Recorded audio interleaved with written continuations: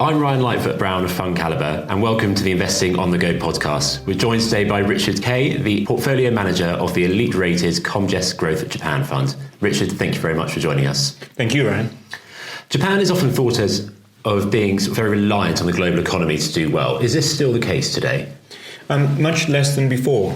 We've found in the 30 or so stocks in our fund a lot of indigenous growth companies. Those ideas originate because Japan is going through dramatic changes, regulatory, political, social, demographic, and the investment opportunities thrown up by those changes are extraordinary. Those changes have nothing to do with the global economy, and our fund has majored on investments on those themes, which explains some of the performance we've had in recent years.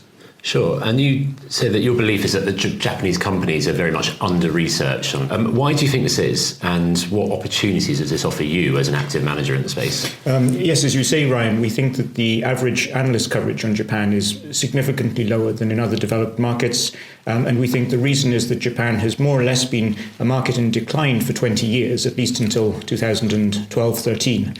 The opportunity that presents is enormous for managers with a presence on the ground in Japan, managers with a clear philosophy, a clear process template for the type of companies that they want to explore.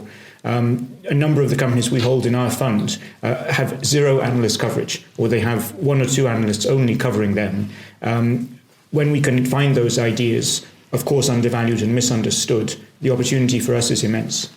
Sure, and that's sort of a phenomenon we have in the UK and other markets with the smaller companies. Is it primarily on sort of smaller and mid-cap companies, or is it the large caps as well in Japan? As you say, Ryan, I think the smaller caps tend to get lower coverage in Japan, or no coverage in Japan. But the strange thing is that even some quite large cap names are thinly covered or quite frankly misunderstood.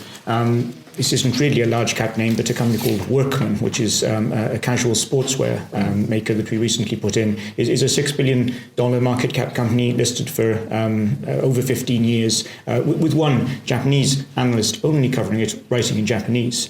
Many of our large cap well-known names actually are covered, but frankly, I'd say misunderstood, misrepresented, because maybe of the herd instinct that tends to characterize Japanese analyst thinking. Okay, and sort of going back to the portfolio as a whole, you've got some underlying growth trends in the portfolio, the ageing population, which is obviously a big thing in Japan, digitalization, and the attraction of a more Western way of life. Can you tell us a bit more about these themes and some of the stocks that will fit them? Thank you. The aging population has created two major opportunities in Japan. One is that Japan is opening its immigration rules. It's allowing foreigners to come through for the first time since I've ever lived in Japan, and that's nearly 30 years now. We've seen a trebling, in fact, of foreign worker count as the Japanese labour population has started to shrink. And we invest directly in companies that play on that theme. For example, Recruit, for example, Persol, for example, a company called Nippon M&A Center, which encourages Japanese companies to go and buy, for example, Vietnamese construction companies in order to source that labor for Japan. A second major area that the demographic situation helps is medical technology, because Japan had a lot of medical problems before other societies owing to its demographic situation. Hematology blood testing, therefore Sysmex for diabetes testing was a real need, and Sysmex through that became the world's largest, most successful, most efficient blood testing company. We have a number of other plays on the same theme. The digitization question which you asked, Ryan, affects again Japan's Silicon Valley. Japan has a vibrant internet sector, challenging pre-existing business models across industry. Many of those, what we call Silicon Valley of Japan companies, are not researched, not known, but they're growing just as rapidly and often at much cheaper valuations than their US counterparts. Sure. Now, Prime Minister Abe is trying to get more women back into the workforce. Yes. Are you investing in any companies that will benefit from this? We certainly are. The personnel recruitment company that we mentioned earlier, this company called Persol, P-E-R-S-O-L, was founded by a lady with a specific aim of bringing women into the workforce in Japan. The lady's name is Yoshiko Shinohara. maybe I need to say that more slowly for the podcast. Japanese name. We have a picture of her in our materials. She is still chairman of that company, and that company has been instrumental in making the Japanese female representation in the workforce actually higher than America's. Let me say that differently. There are more women working in Japan than in America as a portion of the workforce. And this company, Persol, has been instrumental in that. And then obviously the demographics are one of the reasons behind this as well. You've got shrinking working population, getting more women back helps it. It's exactly as you say. As you know, Japan is a nation with no oil, no minerals, nothing they can dig out of the ground, no natural resources, but they have one enormous resource which they've never tapped until a few years ago, and that is women. Who are enormously well educated. They know much better mathematics than I do. Of course, 100% literacy. Of course, a great knowledge of the English language. Of course, a great diligence, partly because of the education system. And many of them have not participated in the workforce for decades. That is changing now. It's one of the many fascinating dynamics of Japan. And perhaps coming on from that, you're investing in what you call Cool Japan, yes, because Asia's middle emerging classes like its sort of products. Can you expound on that? Yes, I don't think anybody would dispute, and I won't take time to argue the case, that Asia is going to be the largest growth geography over the next decade or decades. I don't think anybody would dispute that the emerging consumer of Asia, whether that's China, Southeast Asia, India, will be the most important in terms of numerical and in terms of financial growth, again, over the coming generation. Japan is the arms supplier to the emerging market consumer. Japan has aspirational brands that the Asian consumer loves to buy. That's what we call Cool Japan. We're talking about young people in Thailand, China, increasingly India, recognizing Japanese clothing, cosmetics, furniture, daily goods, brands, and buying them either as tourists in Japan or online, or increasingly offline, in fact, in their own countries. Names like Nitori, Kosei, Uniqlo, Pigeon, which is the largest baby bottle manufacturer in China. It's a Japanese company, are classic examples of that.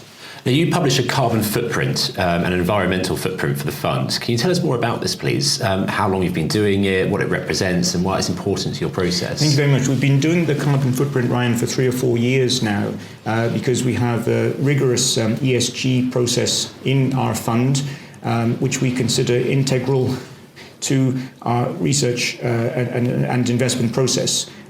We believe in sustainable growth, and that sustainable growth comes partly from an ecosystem of customers and suppliers, but partly from not damaging the environment. And the carbon footprint is an excellent objective gauge for how that sustainability could be measured. We've noted through that the carbon footprint of our 30 or so Japanese stocks is significantly lower than for the overall Japanese market. And in fact, Japan is significantly lower in carbon footprint terms than many other developed markets, partly because Japan has spent decades tightening environmental rules in the wake of environmental disasters that it had in its recent past. Okay, perhaps finally, just going on to how the fund is run, you've got yourself and your 2 colleagues, all co-managers on there. Yes. 2 of you are based in Tokyo, but 1 of you in Paris. How do you manage to work this in practice? And perhaps maybe what any advantages it gives you? Thank you. We were in fact 3 in Tokyo and 1 in Paris. Okay. And what we do is we spend an awful lot of time on SMS online. Line, forgive me, it's not familiar to all listeners. It's one of our stocks in the fund. That's why I talk about it. It's Japan's WhatsApp. Yeah. Which my co-lead Shantana in Paris also uses, and we spend, I hesitate to say it, but probably hours a day SMSing each other through that. That's a major medium of communication within the team. We also have a weekly Japan call, of course, where we formally discuss all recent meetings and thoughts and document trades. There's an enormous advantage to this structure. We have, of course, information on the ground. You asked me earlier about Ryan about undercoverage. We counter that by being there.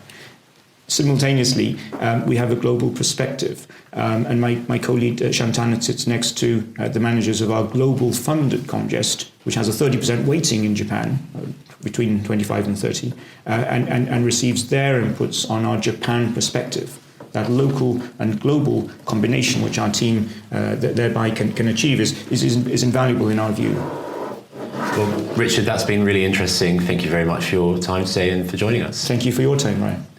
And if you'd like to find out more about the elite-rated Comgest Growth Japan Fund, please visit FundCalibre.com. And if you want to hear more from the Investing on the Go podcast, don't forget to subscribe. Please remember, we've been discussing individual stocks to bring investing to life for you. It is not a recommendation to buy or sell. The fund may or may not be holding these stocks at time of your listening.